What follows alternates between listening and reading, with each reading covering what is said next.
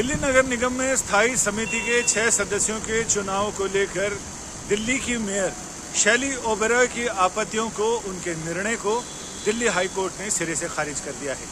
High court ने यह भी कहा है कि शैली ओबेरॉय ने मेयर यानी पीठासीन अधिकारी के तौर पर जो आदेश दिए हैं, जो निर्णय लिए हैं, वो उनके अधिकार क्षेत्र और कानूनी प्रक्रिया से ऊपर अलग जाकर हैं या उसका उल्लंघन करते हुए हैं।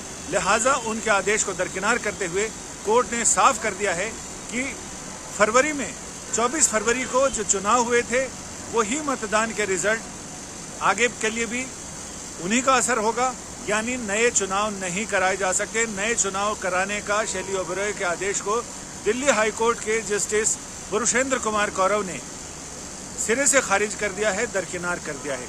अब जानते हैं कि इसका असर क्या होगा। असर ये होगा कि कुछ लोगों का ये कहना है कि चूंकि 31 मार्च तक ही स्थायी समिति के ये रिजल्ट वैलिड थे, लिहाजा इसका आगे कोई असर नहीं होगा। लेकिन दिल्ली नगर निगम के कायदे कानूनों को अच्छे से जानने वाले लोगों का ये कहना है कि इसका असर होगा। अव्वल तो ये कि कन्फ्यूजन इस बात को लेकर है कि क्या ये नतीजे और स्थायी समिति का गठन 31 मार्च तक ही है, नए साल 2023-24 के लिए नई समिति का गठन होगा। इस पर कई लोगों का ये कहना है कि हो सकता है कि 31 दिसंबर 2023 तक वैलिड हो। अगर ये वैलिड नहीं भी होता है तब भी इसका असर देर और दूर तक जाएगा। कैसे? दिल्ली नगर निगम में स्थायी समिति के 6 सदस्यों का चुनाव होता है।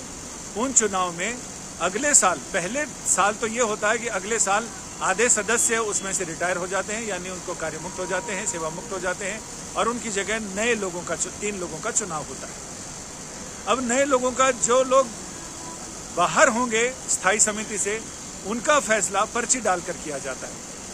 अब नतीजों की बात अगर हम करें, जो 24 मार्च को, फरवरी को जो नतीजे आए थे, उसमें पीठासीन अधिकारी ने दिल्ली स्टेट इलेक्शन कमीशन के अधिकारियों की राय से अलग जाकर शैली ओबेरॉय ने कहा कि ये वोट, इसे इनवैलिड किया जाता है। बीजेपी के 2 पार्षदों ने हाईकोर्ट का दरवाजा खटखटाया और उनका ये कहना था कि चूंकि प्रथम प्रायोरिटी में, पहली वरीयता में सदस्य ने किसी भी तरह की कोई गड़बड़ नहीं की है। हाँ, उन्होंने 1, 2, 3 लिखने के बजाय 1, 2, 2 लिखा है, लेकिन इससे पहली प्रायोरिटी यानी पहली प्राथमिकता पर कोई असर नहीं पड़ता। कोर्ट में भी उन्होंने यही दलील दी और उनका ये कहना था कि वोटर ने, यानी जो सदस्य पार्षद ने वोट किया है, उसमें पहली प्रायोरिटी में बिल्कुल सही है, और पहली प्रायोरिटी में ही जब नतीजे आ जाते हैं, वोट क्लियर हो जाता है बहुमत, दूसरी वरीयता गिनने की जरूरत नहीं रहती। आम आदमी पार्टी को ये लगा कि अच्छा मौका हाथ लगा है, लिहाजा ऐसे में अगर इसको 1-2 के इस दलील के साथ इस वोट को खारिज कर दिया जाए तो आम आदमी पार्टी की 4 सीटें हो जाएंगी और बीजेपी की 2 हो जाएंगी। फिलहाल अभी तक बीजेपी और आम आदमी पार्टी की 3-3 सीटें या 3-3 उम्मीदवार जीते हैं, जो 6 लोगों में से 3 हैं। अब अगले उसमें ये फैसला होगा कि अगले टर्म के लिए, अगले साल के लिए 3 लोगों को रिटायर होना है, 3 लोगों की पर्चियां डलेंगी। ऐसे में ये अब कोई नहीं बता सकता कि पर्चियों में आम आदमी पार्टी के 2 लोग जाएंगे, 1 जाएगा, बीजेपी के 2 जाएंगे, 1 जाएगा। ये सिर्फ लॉटरी से होगा। तो उस समय अगर महाभारत की द्यूत क्रीड़ा की तरह कोई चाल ना चली जाए तो ऐसे में फिर ये फैसला तो लॉटरी से ही होगा।